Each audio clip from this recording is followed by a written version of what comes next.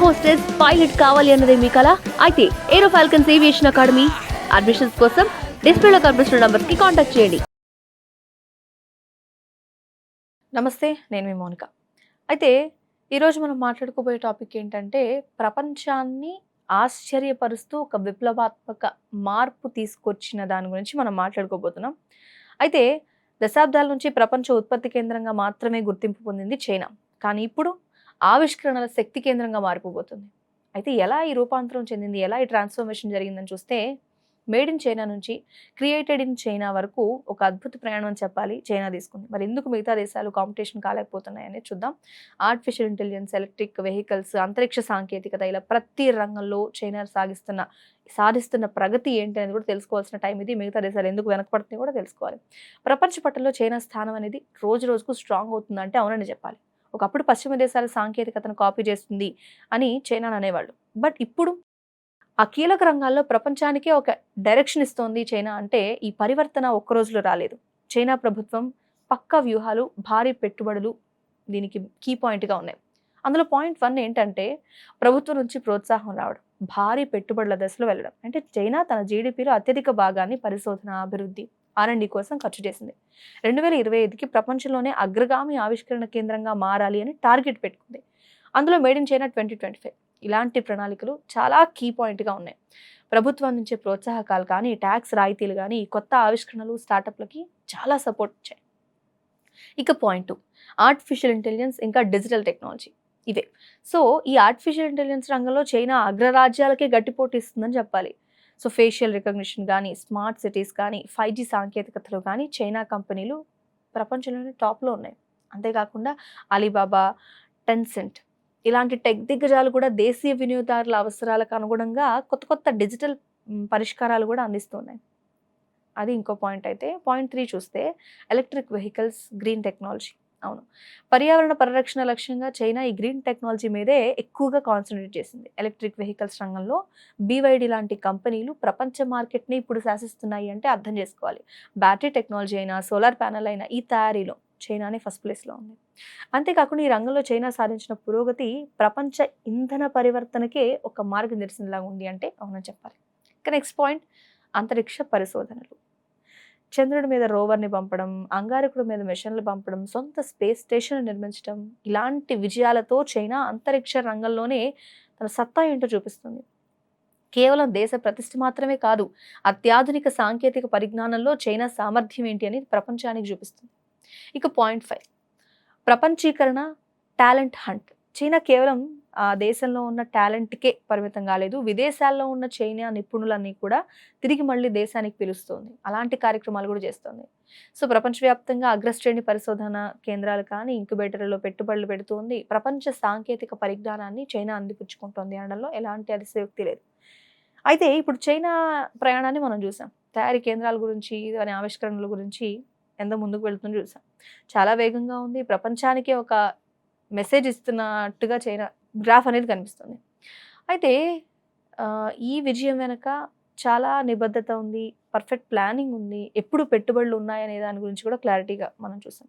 మరి చైనా ఎలా ఇలా ట్రాన్స్ఫర్మేషన్ చెందిందో చూసాము. ఇంకొక ముఖ్యమైన విషయం ఉంది. అదేంటంటే చైనా వర్సెస్ ప్రపంచంలో ఉన్న మిగతా దేశాల పరిస్థితి ఏంటి? ఆవిష్కరణల్లో ప్రపంచ సాంకేతిక రంగంలో ఈ విప్లవాత్మక అడుగులు వేస్తుంది చైనా. మరి అంతర్జాతీయ సంబంధాలు, ఆర్థిక వ్యవస్థని పూర్తిగా మార్చేస్తున్న సిచ్యువేషన్లో చైనా ఉంటే, ఇన్నోవేషన్ పవర్ హౌస్గా మారడం అనేది వేరే దేశాల మీద ఎలాంటి ప్రభావం చూపిస్తుంది? ఇదే మెయిన్ పాయింట్. అయితే సాంకేతిక ఆధిపత్యం కోసం పోటీ పడుతున్న అమెరికా, ఇంకా వేగంగా అభివృద్ధి చెందుతున్న భారతదేశం చైనా ప్రగతి గురించి ఎలాంటి ప్రెషరు, ఎలాంటి అవకాశాలు సృష్టిస్తోంది అనేది ఆ సవాళ్ళు, ప్రతి సవాళ్ళ గురించి ఇప్పుడు మనం చూడబోతున్నాం. ప్రస్తుతం చైనా ఎన్నో ఆవిష్కరణలు చేస్తుందని మనం మాట్లాడాం కదా. అంటే ప్రపంచ భౌగోళిక రాజకీయాలు, అంటే జియోపొలిటికల్ లేకపోతే ఆర్థిక సమతుల్యతలను కదిలించింది అని చెప్పాలి. ఈ ప్రభావం అగ్ర రాజ్యాల మీద ఎలాంటి ఎఫెక్ట్ ఇస్తుంది అంటే, ఫస్ట్ ఆఫ్ ఆల్ అమెరికా మీద చూద్దాం. ఒక పక్క ఆధిపత్య పోరాటం అనేది ఎప్పటి నుంచో ఉంది. అంటే దశాబ్దాలుగా సాంకేతిక ఆధిపత్యానికి చైనా నుంచి తీవ్రమైన పోటీ ఎదుర్కొంటుందని చెప్పాలి. మొదటగా టెక్ ఆధిపత్యంగా సవాల్ చేస్తుంది. Artificial intelligence, quantum computing, biotechnology లాంటి అనేక కీలక రంగాల్లో చైనా పెట్టుబడులు లేకపోతే ఆవిష్కరణల స్పీడ్ అనేది అమెరికా నాయకత్వానికి ఒక సవాల్గా ఉంది. అంతేకాకుండా వాణిజ్యానికి సంబంధించి యుద్ధం. చౌకైన చైనీస్ ఉత్పత్తులు అమెరికన్ కంపెనీలను దెబ్బతీయకుండా ఉండడానికి ముఖ్యంగా సెమీ కండక్టర్స్ లేకపోతే అధునాతన సాంకేతికతల మీద అమెరికా భారీ సుంకాలు అనేది విధించింది. దీన్ని టెక్ వార్గా పిలుస్తూ ఉన్నాం మనం. అయితే మనం మాట్లాడుకున్న ముఖ్యంగా సెమీ కండక్టర్స్ లేకపోతే అధునాతన సాంకేతికతల మీద భారీ సుంకాలు విధించింది అమెరికా అని. సో దాన్ని టెక్ వార్గా పిలుస్తున్నారు. అయితే ఈ సరఫరా చేయడం, ఈ చైన్ని కంట్రోల్ చేయడం అనే దాన్ని చూస్తే అంతరిక్ష కార్యక్రమాలు, రక్షణ పరిశ్రమలకు కీలకమైన అరుదైన ఖనిజాలు, రేర్ ఎర్త్ మినరల్స్ అంటాం కదా, దాని ప్రాసెసింగ్ మీద చైనాకున్న ఆధిపత్యం అనేది అమెరికన్ జాతీయ భద్రతకే ఒక ముప్పుగా మారింది. సో ఈ ఆధారపడ్డాన్ని తగ్గించుకోవడానికి అమెరికా ఇప్పుడు మిత్ర దేశాల వైపు చూస్తూ ఉంది. అయితే భారతదేశం మీద ఎఫెక్ట్ ఏంటి అనేది మనం చూద్దాం. ఇప్పుడు సవాళ్ళు ఉన్నాయి, అవకాశాలు ఉన్నాయి. భారతదేశం మీద చైనా ప్రభావం ఒక కత్తికి రెండు వైపుల మాదిరిగా ఉంది. ఆర్థిక ఆధారిత సవాల్ గురించి ఒకసారి మనం పరిశీలిస్తే మనం ఇప్పుడు ఆర్థిక ఆధారిత సవాల్ గురించి చూద్దాం. అంటే ఎలక్ట్రానిక్ విభాగాలు, సౌర ఫలకాలు, అదేనండి సోలార్ ప్యానెల్స్, అంతేకాకుండా రసాయన దిగుమతులు, వీటి కోసం చైనా మీద భారతదేశం ఇంకా అధికంగా ఆధారపడటం.